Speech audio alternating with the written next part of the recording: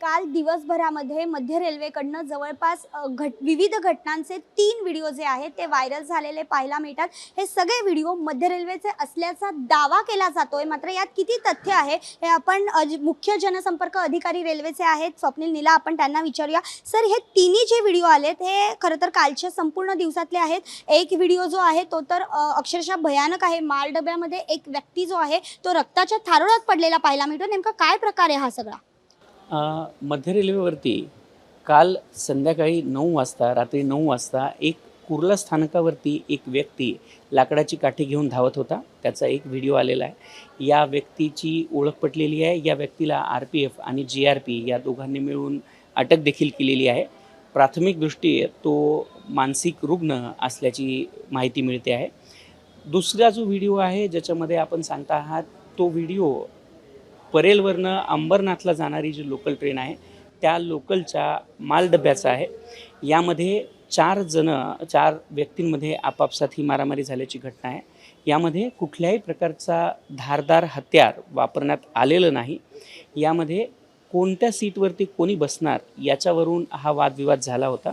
याच्यापैकी एका व्यक्तीला जे डोक्यावरती मारहाण झालेली आहे किंवा जे डोक्यावरती लागलेलं आहे, हे त्या व्यक्तीने देखील सांगितलेलं आहे की ज्या दुसऱ्या व्यक्तीच्या हातामध्ये जे कडं असतं त्या कड्याने त्याला मारहाण झालेली आहे आणि त्या मारहाणीच्यामुळे त्याला आपण कल्याण स्थानकावरती उतरवलं। ही जी मारहाण आहे दिवा स्थानकाच्या नंतर झालेली होती आणि त्यानंतर आपण लगेचच रिस्पॉन्ड करून कल्याणमध्ये त्या 2 व्यक्तींना उतरवलेलं आहे आणि त्या व्यक्तींना कल्याण स्थानकामध्ये प्रथमोपचार दिले गेले। त्यानंतर त्या दोघांनाही हॉस्पिटलमध्ये पाठवण्यात आलं। ज्या व्यक्तीला डोक्यात लागलं होतं त्या व्यक्तीला त्या हॉस्पिटलच्या माध्यमातून सायन हॉस्पिटलला रेफर करण्यात आलं। ह्या दोनही व्यक्तींची तब्येत स्टेबल आहे। कुठल्याही प्रकारचा धोका त्यांच्या जीवितास नाही आहे। यामध्ये आपापसामध्ये जी साधारणपणे रात्री 12:30 नंतर म्हणजे आजच्या तारखेमध्ये जी झालेली घटना आहे, या घटनेमध्ये कुणालाही कुठल्याही प्रकारचं धारदार हत्यार वापरण्यात आलेलं नाही आहे।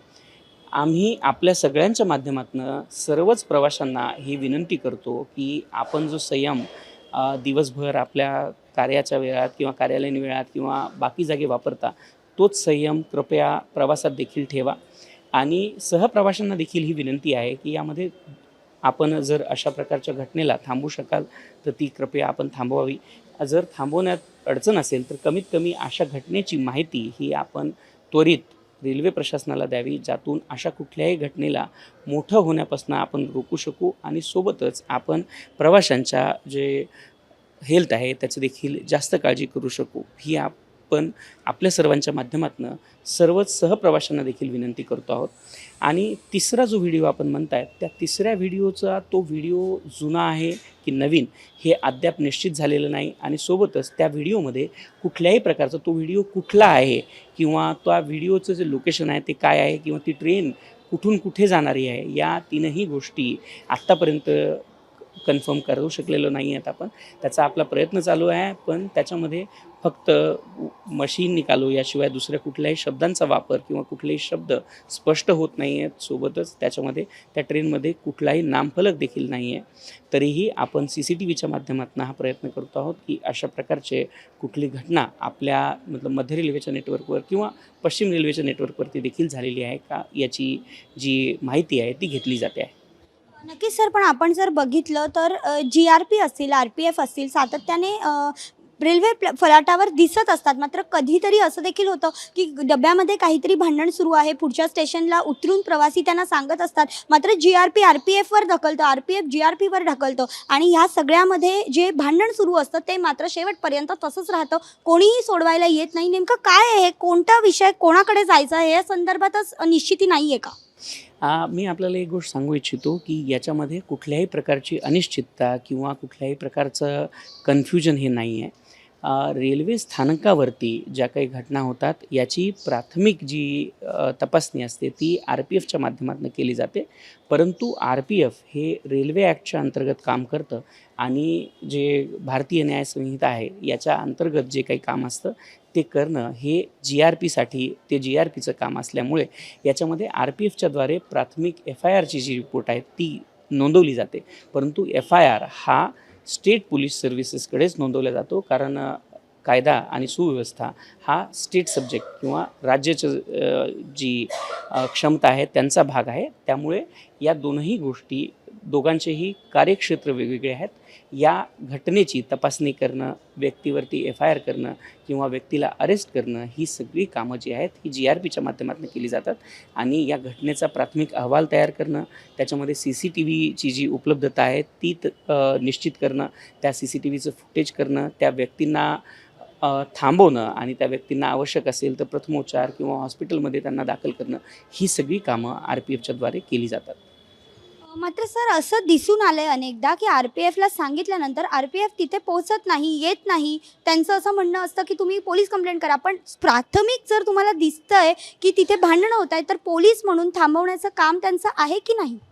निश्चितच अशा प्रकारची कुठलीही घटना जर रेल्वे प्रिमायसेसमध्ये होत असेल तर त्याला थांबवणं हे RPFचं काम आहे. आणि आपला RPFचा जो स्टाफ आहे हे एखादी क्वचित जशी आपण मेन्शन करताय अशी घटना जर सोडली तर हे सातत्यानं करत असतो. आणि प्रत्येक दिवशी साधारणपणे जर मुंबई सबअर्बनचं आपण पाहिलं तर 40 ते 50 भांडणं ही RPFच्या माध्यमातून सोडवली जात असतात. एखादी क्वचित अशी कुठली घटना असू शकते ज्यामध्ये RPFनी योग्य ती कार्यवाही केली नाही. अशा घटनेची माहिती आपण निश्चितप्रमाणे आमच्यासोबत त्याच वेळी जर शेअर केली तर देखील आपण RPFना देखील डायरेक्ट करू शकतो की आपण ह्या घटनेचं योग्य ती कार्यवाही करा किंवा याच्यामध्ये जे कोणी कल्प्रिट आहेत त्यांच्यावरती देखील योग्य ती कार्यवाही आपण करू शकतो. सर संख्याबळाचा विषय आहे तो नेमका कुठपर्यंत सॉल्व्ह झाला आहे? आणि त्याचबरोबर आत्ता आपण एक मध्यंतरी मयंक प्रकरण झाल्यानंतर रेल्वेमध्ये धारदार हत्यारं घेऊन जाऊ नये बॅगेत असं एक निवेदन काढलं होतं. किती प्रतिसाद आला आहे त्याला? बघा याच्यामध्ये दोन गोष्टीचं आपण सांगतो की प्रतिसाद किती आला आहे हे आपण निश्चित करू शकत नाही की कारण कोणाच्या विचारामध्ये काय आहे की कोण धारदार हत्यार घेऊन जाऊ इच्छितो किंवा कोण धारदार हत्यार नेऊन त्याचा काय वापर करणार आहे.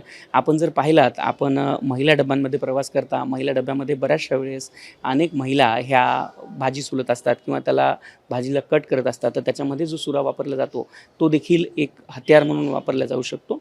परंतु मी जसं आपल्या माध्यमातून आणि सर्व प्रवाशांनाही विनंती करतो आहे की आपण कृपया जो संयम सर्व जागी वापरतात तो संयम प्रवासात देखील कायम ठेवा. आणि ज्याच्या माध्यमातून अशा कुठल्याही छोट्या प्रकारच्या विवादाचं रूपांतरण मोठ्या भांडणामध्ये किंवा ज्याच्यामधनं हाणामारी होईल अशात होऊ नये हा प्रयत्न करावा.